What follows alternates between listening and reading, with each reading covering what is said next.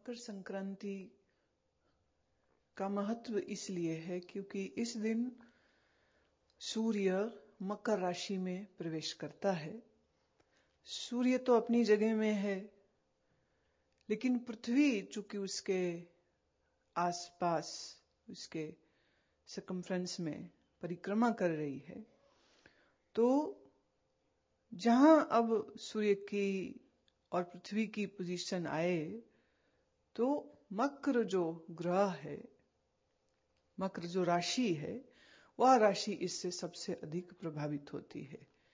तो हम लोग पृथ्वी से चूंकि सूर्य को देख रहे हैं, हम लोग अपनी पोजीशन से देखते हुए ऐसा कहते हैं, लेकिन सूर्य तो अपनी ही जगह में है, वो तो कहीं प्रवेश नहीं होगा और कहीं से निकलेगा भी नहीं।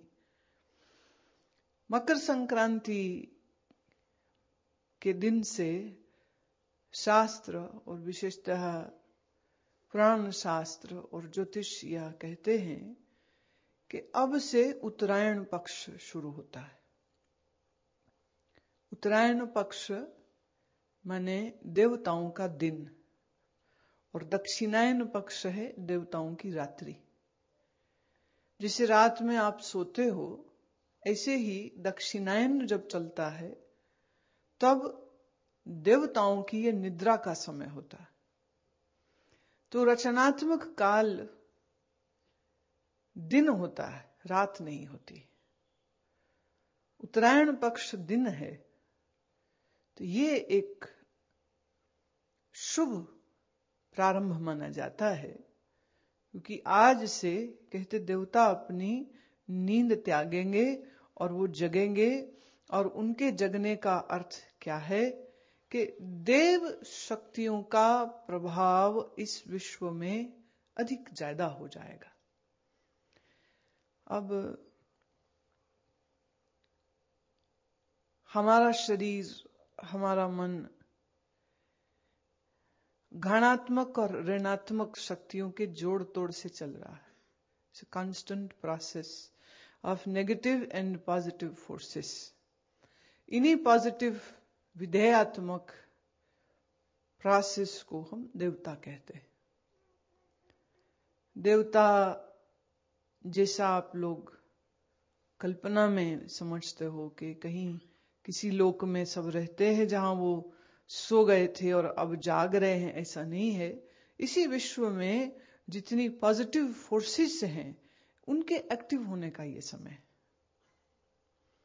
और जितनी भी नेगेटिव फोर्सेस हैं, इनका प्रभाव जो है वो अब मध्यम होने वाला। इसलिए इसको इतना महात्म्य जो दिया जाता है। उत्तरायण पक्ष 6 महीने तक चलता है। फिर 6 महीने बाद जब कर्क संक्रांति आती है, उस दिन से फिर देवताओं की रात्रि प्रारंभ हो गई, ऐसा कहा जाता है। संक्रांति के इस दिन से जो अगले 6 महीने आ रहे हैं, ये 6 महीने के समय में किया गया जप, किया गया तप, किए गए अनुष्ठान का लाभ अधिक होता है।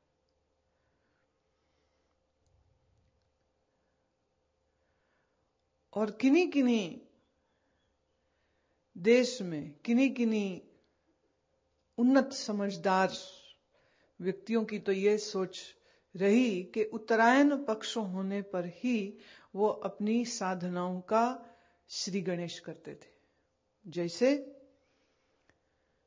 महाभारत में भीष्म पितामह का प्रसंग आता है कि भीष्म पितामह वाणों की शैया पर लेटे हुए हैं।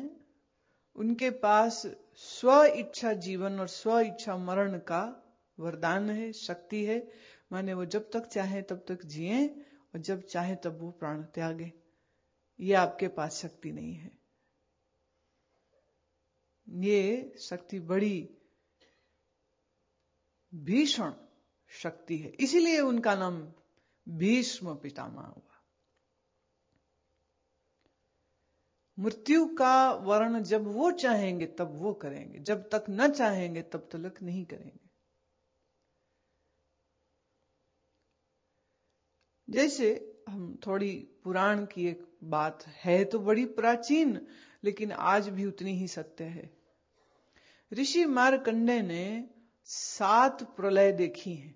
उनके समक्ष 7 प्रलय हो गई, मैंने 7 बार सृष्टि बनी, चली, टिकी और फिर नष्ट हुई, और फिर उत्पन्न हुई, फिर बनी, फिर चली, फिर नष्ट हुई, 7 बार।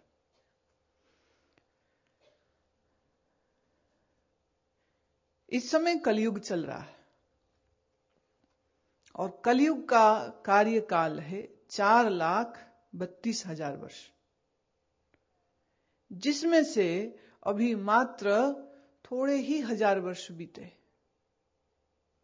अभी बड़ा लंबा काल चलना है। तो सतयुग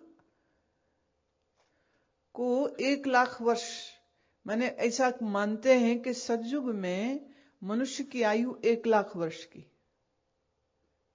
द्वापर में 50,000 वर्ष की, त्रेता में आते आते 5,000 वर्ष की, और कलयुग में आते आते 120 वर्ष की रह जाती। अब 120 वर्ष ये उनके लिए कहा जाता है जो सुबह उठते हैं, आसन प्राणायाम करते हैं, अनुशासित जीते हैं, संयमित जीते हैं, जिनके जीवन में असंयम की कोई जगह नहीं, उनके लिए है 120। जिनके पास इतने शुभ कर्म हैं कि जिससे उनको बाल अरिष्ट योग ना हो जाए, माने 12 साल से पहले ही बच्चा मर जाए, ये बाल अरिष्ट योग होता है। अल्प आयु हो 25 साल से पहले मर जाएगा, मध्यम आयु हो 50 से पहले, 50 और 60 के बीच में मर जाएगा।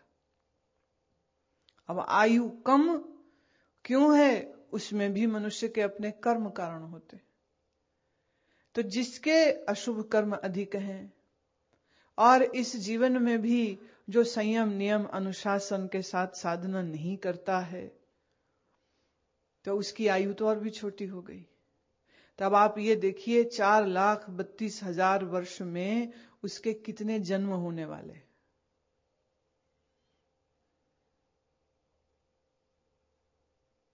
चार 4,32,000 वर्ष में कितने जन्म होंगे?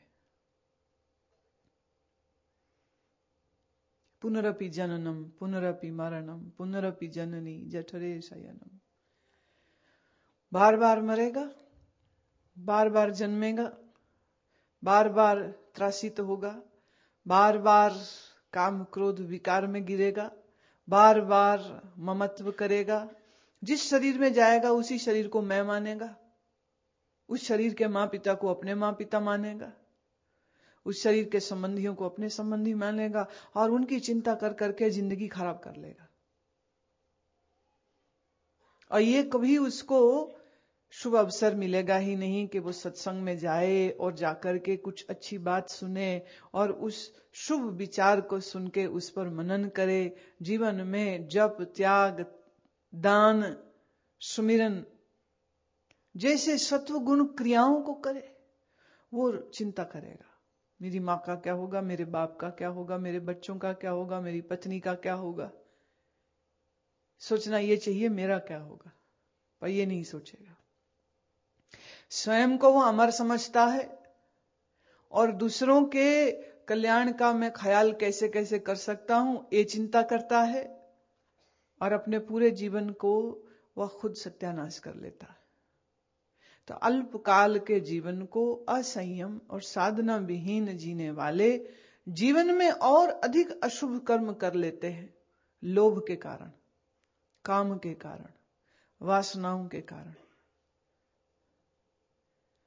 तो अशुभ कर्म का खाता और बढ़ता जाएगा, शुभ कर्म और कम होते जाएंगे, क्योंकि दान नहीं देता है, सेवा नहीं करता है, मन शुद्ध नहीं रखता है, प्रकृति के नियमों का उल्लंघन करता है।